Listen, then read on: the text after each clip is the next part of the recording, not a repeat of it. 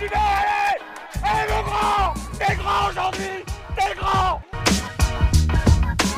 Guardo Ballan, questo è l'attacco buono, partito la grande Alessandro Ballan. Ah, he takes it, joy for cycling fans. Exit 2020, place à 2021.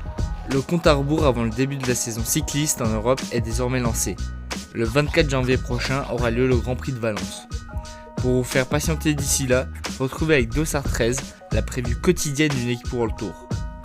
Décidément, après avoir présenté le Wolfpack hier, on va parler aujourd'hui d'une équipe où un autre animal est présent, la Trek Segafredo du requin de Messine, Vincenzo Nibali. Bonjour à tous, bonjour Guillaume, comment vas-tu aujourd'hui ? Salut, ça va nickel et toi ? Très bien, très bien. Pour commencer cet épisode sur celui de la Trek Segafredo, je te propose qu'on rentre directement dans un des sujets qui a pas mal marqué l'année cycliste. On va dire le débat qu'il y a eu autour de Mats Pedersen. Était-il vraiment un champion du monde illégitime ?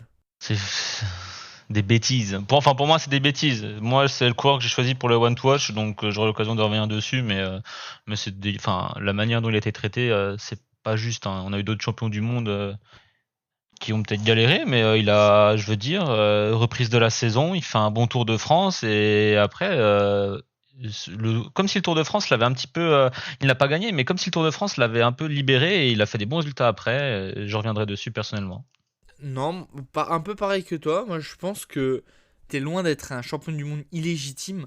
Quand il gagne le mondial au Yorkshire, il le gagne d'une façon mémorable en étant le plus costaud. Oui, tout à fait. Et puis au final, certes, il a eu des difficultés en début de saison. Dans la première partie de saison, notamment quand il a participé au Tour Down Under. Et après, on l'a vu un peu plus brillant du côté de Paris-Nice quand il s'est mis au service de Nibali pour faire de nombreuses bordures sur les différentes étapes.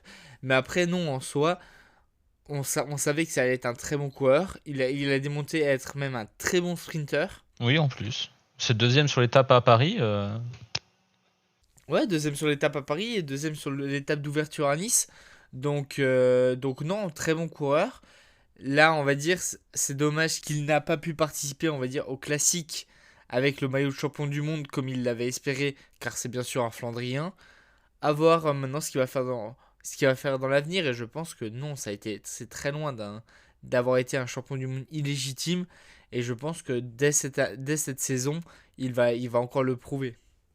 On va débuter ce bilan de la saison de 2020 de la Trek Segafredo par parler d'une course qu'un certain Richie Porte a l'habitude de gagner.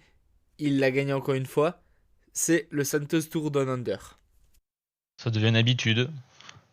Alors pour l'Australien, on va dire c'est maintenant une course référence. C'est plus le Santos Tour Down Under, c'est le Richie Porte Down Under. Franchement, à chaque participation, il le remporte. Après, cette saison, petite différence, l'étape de Willunga Hill qu'il avait l'habitude de remporter a été remportée par Matthew Holmes. Donc certes, je pense petite déception personnelle pour lui qui ne pourra pas faire un petit plus 1 sur son record personnel. La Trek cette saison, c'est 9 victoires ainsi que, comme tu l'as dit, une 3e place de Richie Porte sur le Tour de France, une 7e place de Nibali sur le Giro. En soit, la saison est correcte. Après, il vient s'ajouter à cela quand même un peu moins d'une 30aine de top 10. Hein. Tout classement confondu, les classements généraux et les classements par étape, une 30aine de top 10, c'est énorme. Comme tu l'as dit, ils ont pas mal performé, ils ont pas, on va dire, ils ont été dans leur standing, un podium sur le Tour de France de Richie Porte, sachant qu'il y a eu un plateau de très haut niveau. Franchement, c'était un résultat inespéré, surtout quand on regarde sa pré-saison, entre guillemets, son avancée jusqu'au Tour de France, où il fait on va dire, un mauvais Tour de l'Ain, un mauvais Critérium du Dauphiné, et au final, il est là, il est présent pour le Tour de France. Il a été discret mais efficace. C'est ça, j'ai pas souvenir qu'on l'ait vu souvent à l'attaque sur le Tour, mais il a été efficace pour décrocher la 3e place, il l'a consolidé et il l'a décroché. Oui, voilà. L'équipe elle a réussi à être acteur sur les classiques et les grands tours, bien que comme tu dis sur le Tour de France, on n'ait pas mémoire d'une grosse attaque de Richie Porte. Ça n'a pas été l'équipe la plus en vue sur cette saison, ce qui justifie certainement ce grand nombre de top 10 aussi, quoi. Après, comme tu l'as évoqué, on va dire la Trek Segafredo, on va dire, c'est une des équipes maintenant à suivre sur les classiques du Nord. Surtout quand dans ton effectif, tu as des coureurs comme Stuyven, Pedersen ou Edward Tons. Là, ils ont montré qu'ils étaient une équipe à suivre avec bien sûr la victoire de Mats Pedersen sur Grand Wevelgem et la victoire de Jesper Stuyven sur l'Omloop en début de saison. Donc si vraiment on veut pointer quelque chose du doigt, il manque peut-être sans doute une victoire sur un grand tour, comme tu vas en parler plus tard je pense, mais malheureusement Ciccone ne finira pas le Giro sur maladie. Nibali fera le choix de jouer le général, mais malgré son tempérament de champion, malheureusement, enfin, c'est triste, mais le poids de l'âge se fait ressentir. Et enfin, Porte n'aura pas la soquette assez légère pour remporter une étape, puisqu'il finira 3e de la 15e étape, ainsi que sur le chrono final. Pour autant, Rich Porte sur Tour de France est totalement réussi, hein, et il se voit enfin récompensé de sa persévérance, pardon. Lui qui a été tellement de fois malchanceux. À 35 ans, c'est la première fois qu'il atteint enfin le podium du Tour et c'est mérité. Non, et puis comme tu l'as évoqué rapidement, le Giro, certes, ça a été assez compliqué pour Nibali, pour la Trek, avec l'abandon de Ciccone en milieu de Giro suite à une bronchite. Et puis non, certes, on a souvent évoqué le Giro comme c'était un grand tour avec, on va dire, un plateau moins élevé que sur le tour. Certes, mais le niveau au final, on a vu qui était très costaud. Et on a vu Nibali qui finit seulement à une petite 7ème place, mais un Nibali vieillissant qui n'avait plus assez d'explosivité pour attaquer, pour faire la différence et pour tout simplement suivre le rythme des meilleurs grimpeurs comme Hindley ou Tao. Même à son âge, ça reste une bonne performance, mais on sent bien que le poids de l'âge, hein. C'est ça, qu'il est sur la fin. On verra plus tard, on verra cette saison tout simplement s'il est capable de faire un dernier gros résultat, pourquoi pas sur les JO de Tokyo. Mais c'est sûr que ça devient un Vincenzo Nibali un peu vieillissant. Et espérons-le, on va le voir après dans le One to Watch, mais qui passe le témoin à Giulio Ciccone. Un Giulio Ciccone qui a vécu une saison très compliquée. On va dire, pour parler de Nibali et de Ciccone ensemble, j'ai en mémoire la performance sur le Tour de Lombardie. Je sais pas si tu te souviens, après la chute de Evenepoel, il se retrouve à 6 dans un groupe pour jouer la victoire où on retrouve 3 treks, Mollema, Nibali et Ciccone justement, et au final ils font 4, 5, 6. C'est do- c'est dur. Je pense que le directeur sportif devait être fou, hein, parce que C'est un peu à l'image de la saison de la Trek, ils étaient performants, ils étaient présents dans les bons moments, ils ont été victorieux sur certaines courses très importantes, comme on l'a dit juste avant, mais il manquait ce petit quelque chose pour transformer ces placements en victoire. Et oui, comme on a dit, Bokemolema aussi, qui était normalement présumé comme comme un des leaders de l'équipe, qui a malheureusement abandonné sur chute sur le Tour de France. oui. Donc certes, on l'a pas vu en fin de saison. Place maintenant à 2021 et 2022 pour lui pour finir on va dire aussi peut-être sa carrière en beauté. Il commence à être âgé, 34 ans, donc à voir. À voir. Il avait fait un bon tour de la route d'Occitanie, mais sinon, pas grand-chose à redire sur sa saison, effectivement. Mm. Je te propose qu'on passe à la deuxième partie de ce podcast sur la preview de la Trek Segafredo, le mercato. Alors, du côté du mercato de la Trek Segafredo, au final, ça a été un mercato, j'irais, décevant. Seulement 4 arrivées, pas de non plus de gros coureurs, et 3 départs, on l'expliquera plus en détail après, mais dont le départ de Richie Porte. Et pour moi, on va dire, l'équipe devait quand même être renforcée sur certains points, et au final, c'est pas le cas. Seulement 4 arrivées, dont de nombreux de jeunes talents. Donc à voir. Je te laisse commencer par les départs, Guillaume. Alors oui, le premier départ, Richie Porte. Donc retour à la maison pour Richie. Après 3 saisons à la BMC plus 2 chez Trek, il repart du côté de Chineos, donc son ancienne équipe Sky. Donc oui, on l'avait vu en août, en début de saison, oui, l'année particulière, on s'en souviendra tous. On l'a vu en difficulté sur le Tour de l'Ain et le Critérium du Dauphiné, et finalement il vient décrocher un podium tant attendu sur le Tour. J'ai pas trop le souvenir personnellement de l'avoir vu à l'attaque, mais il a bien maîtrisé et je pense que tout le monde était heureux de le voir enfin sur le podium à Paris. Ensuite, le départ de Peter Winning, clap de fin pour l'Hollandais, style vraiment très caractéristique. Après 17 saisons chez les pros, il a eu une dernière demi-saison de parade avec Trek. Il est venu accompagner Nibali sur le Giro, mais il a été contraint à l'abandon sur chute. Et ça restera malheureusement sa dernière course professionnelle. Il aura tout de même remporté des étapes sur le Giro et le Tour de France. Donc très belle carrière. Et enfin, dernier départ, Will Clark. Fin de carrière aussi pour l'Australien de 35 ans. Il avait débuté sa carrière en tant que néo-pro chez Leopard Trek en 2011 avant de tourner dans son pays natal. Il conclut sa carrière sur 2 saisons au support de ses leaders du côté de Trek.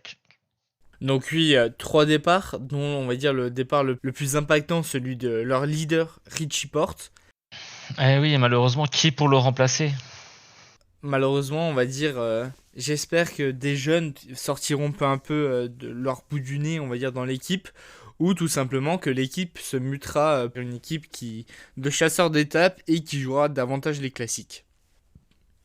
Alors, on retrouve quand même un effectif assez solide qui a été conservé du côté de la Trek Segafredo, avec pour commencer le Frenchie Julien Bernard, le Dijonais. On a un gros bataillon d'Italiens, comme par exemple Gianluca Brambilla, le très talentueux Giulio Ciccone. On a également Nicolas Conchi, l'expérimenté Cohen Decourt, l'Hollandais, le Danois Niklas Egg, qui est d'ailleurs un très talentueux coureur en montagne, le Français, vainqueur de, bien sûr, on s'en souvient tous, sur l'étape de la Volta de l'Anguillourou, il y a maintenant quelques années, Kenny Elissonde, le Danois Alexander Kamp, le Luxembourgeois Alex Kirch, le Letton Emil Lippens, le très talentueux, il faudra bien sûr jeter un coup d'œil sur cet Espagnol dans les années à venir, Juan Pedro Lopez, qui est pour moi un des meilleurs coureurs espagnols actuellement dans le peloton. On a également, comme évoqué avant, Bauke Mollema qui restera encore 2 saisons du côté de la Trek Segafredo. On a l'Italien Jacopo Mosca, le très talentueux et jeune sprinter Matteo Moschetti qui a remporté cette saison 2 petites victoires en début de saison en Espagne. Il sera notamment à suivre pour voir son évolution et pourquoi pas le voir atteindre les sommets dès cette saison. On a l'Irlandais et chronomane Ryan Mullen. On a les frères Nibali, Antonio et Vincenzo. L'ex-champion du monde Mats Pedersen. Le Britannique Charlie Korterman. On a également l'Américain Kyle Reijnen. On a le Luxembourgeois Michel Ries. On a le talentueux Quinn Simons, qui a vécu une année, on va dire, très particulière. On va pas revenir sur les épisodes qui ont eu lieu autour de lui, aussi bien politiques que tweetos. Mais on retiendra ces très belles performances pour sa première saison du côté des pros, avec des bons résultats sur le Tour de Pologne. Je crois qu'il décroche une 16e place au général, sa 6e place sur la Classique Bretagne où il a été l'un des plus actifs. Et pour une première saison chez les pros en sortant des juniors, ça a été une très belle saison pour lui. Ouais, 19 ans, classe 2001, c'est jeune. Hein. Et pour finir, on a le letton Tom Skuns et les 2 très talentueux belges Jasper Stuyven et Edward Theuns. Donc au final, ça reste un effectif, certes il n'y a pas eu de grosses arrivées, mais ça reste un effectif assez solide. Oui, et on espère qu'ils nous feront oublier le départ de Richie Porte, en tout cas pour la Trek, on espère. Du côté des arrivées, donc 4 arrivées. On a l'arrivée du solide grimpeur érythréen Emmanuel Gebreselassie, qui vient compléter l'effectif de la Trek Segafredo pour 2 saisons après avoir fait ses gammes du côté de la Dimension Data depuis 2018. Je pense que ça sera un très bon chasseur d'étapes et futur équipier de luxe pour Giulio Ciccone. Maintenant, on a l'arrivée de 3 très jeunes coureurs, avec la présence de Antonio Tiberi, Il avait déjà signé un contrat normalement pour l'année précédente, mais il a préféré faire une saison du côté des espoirs, du côté de la très talentueuse équipe Kolpak en Italie. On se souvient tous de son exploit lors du chrono junior à Yorkshire, où il avait cassé son pédalier en début d'épreuve, et il a quand même réussi à remporter le titre en dominant la concurrence.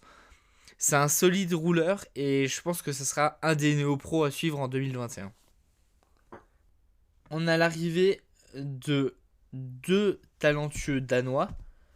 Enfin, je l'espère, parce qu'ils sont quand même inconnus presque du bataillon. Mais on va dire, pour être à ce niveau-là, du côté de la Trek Segafredo, il faut avoir au minimum de très bonnes caractéristiques, tout simplement. Donc je ne doute pas sur le choix de l'équipe de Luca Guercilena. Donc le premier, c'est Mathias Jensen-Skelmos. Le Danois de 20 ans va débuter l'an prochain dans l'équipe mère après avoir couru en 2020 chez Leopard Pro Cycling. C'est un bon rouleur, un bon coureur sur les classiques du Nord. Il aura donc 2 saisons pour emmagasiner de l'expérience. Le second, Jakob Egholm. J'ai quelques plus de réserves sur lui. Il a déjà 22 ans. Il va passer du côté de la Trek sans gros résultats par le passé. Alors pour moi, le mercato il est pas monstrueux. On voit un grand nom, des leaders de l'équipe, Richie Porte partir, et il n'y a pas de grand nom pour le remplacer. Il y a il y a de jeunes recrues. Pour l'instant, de ce qu'on a vu, c'est pas les futurs recrues, c'est pas un Yann Bernal, c'est pas un Pogacar, donc c'est trop peu. Après, je connais pas la situation économique de l'équipe, mais c'est pas. Je suis un peu inquiet pour la Trek Segafredo pour la saison qui vient. Moi, je te rejoins pas tout à fait, dans le sens où Richie Porte, certes, en vrai, il part. Mais c'est quand même un Richie Porte vieillissant. Certes, il a fini 3ème du Tour de France. Mais c'était un Tour de France assez particulier. Et je sais pas s'il aura l'occasion de refaire un exploit de ce genre. Non, je suis d'accord, mais il pouvait toujours continuer à chasser des étapes ou des choses comme ça. Après, ça. Ils ont réussi à capitaliser sur l'effectif déjà présent. Donc, à voir s'ils auront fait le bon choix. Ils ont de très bons coureurs. Ciccone, Juan Pedro Lopez qui doit encore progresser, Bokemo Elema, Matteo Moschetti, Vincenzo Nibali, Mats Pedersen, Jasper Stuyven, Edward Teuns, et j'en passe. Il y a quand même des bons coureurs. Donc, certes. Oui, non, mais ça, il n'y a pas de souci. Oui, pour ce qui reste, il y aura toujours des bons coureurs. Après, en termes de recrues, c'est pas énorme, mais l'effectif reste très solide, tout à fait, oui.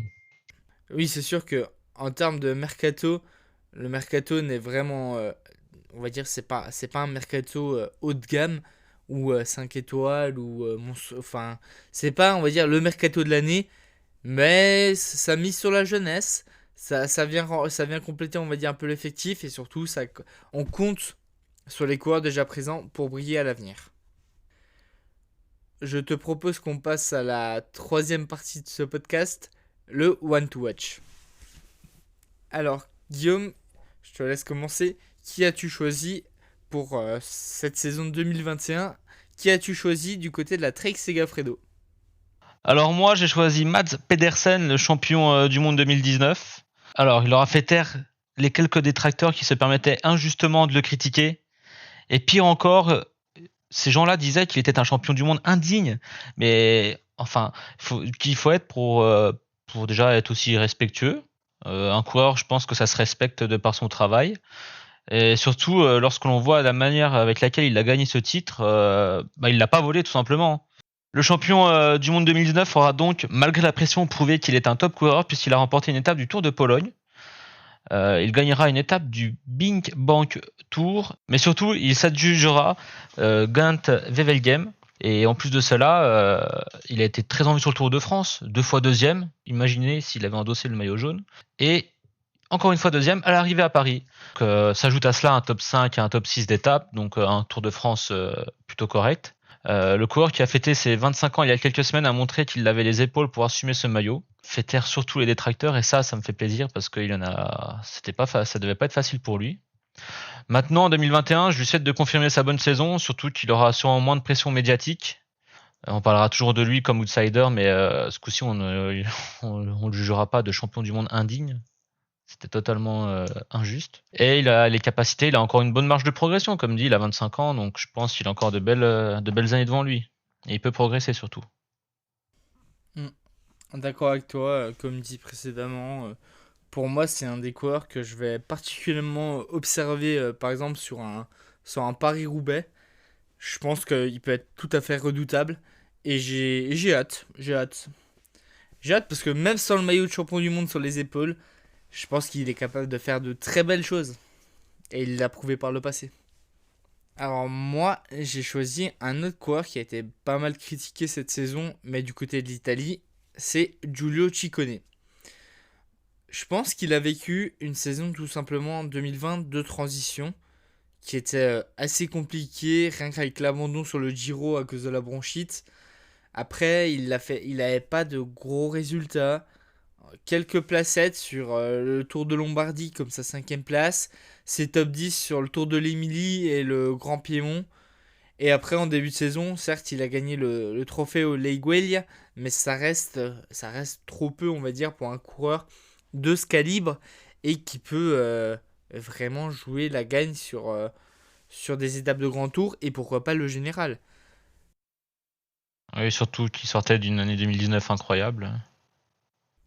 Tout simplement, il avait porté le maillot jaune sur le tour pour son passage en World Tour du côté de la Trek. Là, maintenant, en 2021, cette saison, il aura 2 saisons en World Tour. Il aura acquis pas mal d'expérience. Il aura passé une saison à côté de son, on va dire, de son coéquipier et idole Vincenzo Nibali. Et il a déjà annoncé qu'il devrait être le capitaine unique sur un grand tour cette saison. Ça sera sûrement le Giro ou la Vuelta qui lui conviennent mieux au niveau caractéristique avec moins de chrono. Mais il a acquis l'expérience qu'il lui faut, je pense, pour commencer à jouer le général. Et si c'est sur un Giro avec Nibali on va dire, en équipier de luxe, ça peut vraiment faire la différence. Espérons pour lui qu'il devienne enfin le coureur rêvé par tout un peuple italien qui attend le successeur de Nibali. Et puis, Giulio Ciccone est en fin de contrat. Il va devoir prouver qu'on va dire que les attentes sur lui ne sont pas infondées. Et Ineos et AG2R sont déjà prêts à lui offrir un contrat avoisinant le 1 000 000 d'euros à l'année pour 2022. Mais oui, j'ai hâte de voir ce que Ciccone va faire cette saison sur le Giro ou la Volta. Je te propose qu'on passe à la dernière partie de ce podcast, le finish. Ou qu'est-ce qu'on pense que l'équipe va faire en 2021 ? Des attentes particulières, toi, Guillaume, de ton côté, sur la saison de la Trek à venir ? Moi, je les attends sur les classiques. Je pense qu'ils ont un bon effet. Enfin, l'effectif est plus fort sur les classiques que sur les grands tours, même si on sait ils ont Nibali, Ciccone, mais au vu de la saison passée, oui, on les verra sur les classiques. Ils ont des très bons coureurs, Mads Pedersen, Stuyven, et pour ne citer que, hein, mais on les attend au tournant sur les classiques. La concurrence est féroce, on le sait. Est-ce que il y a assez d'équipiers pour entourer les leaders à voir, ou est-ce qu'un leader pourrait se sacrifier pour un autre leader On va voir. Moi, j'ai un peu peur quand même pour l'équipe. Parce qu'on le sait que s'il y a des maladies, où on a très bien vu Ciccone qui a une saison difficile, imaginons que quelqu'un vit une saison difficile aussi comme ça, un Mats Pedersen par exemple, ou quelqu'un d'autre, ça va être difficile. Je te rejoins sur le fait que normalement on devrait les attendre sur les classiques avec Pedersen, Stuyven et Tons. Après, j'attends de voir la progression de coureurs comme Juan Pedro Lopez et certes Quinn Simons, de voir ce qu'ils vont faire cette saison, on va dire, pour voir un peu l'envergure de leur talent pour les années à venir. Et j'attends de voir un Giulio Ciccone performant enfin en tant que leader sur un grand tour, qu'il arrête de viser seulement une victoire d'étape ou le maillot de meilleur grimpeur. Il a le talent pour faire plus et j'espère qu'il va le prouver. Merci tout simplement déjà de nous avoir écoutés sur ce podcast de la Trixie Gaffredo. Une équipe qui certes n'a pas fait un gros mercato mais qui a de nombreux talents capables de briller cette saison. On espère revoir un Vincenzo Nibali vainqueur car ça commence à faire un petit moment déjà qu'il n'a pas remporté une course. J'espère le voir vainqueur, par exemple sur les JO Tokyo au hasard, au grand hasard. C'est tout pour Dossard 13. On vous souhaite une très bonne journée. N'hésitez pas à nous follow sur les différents réseaux sociaux. Ciao ciao. Ciao.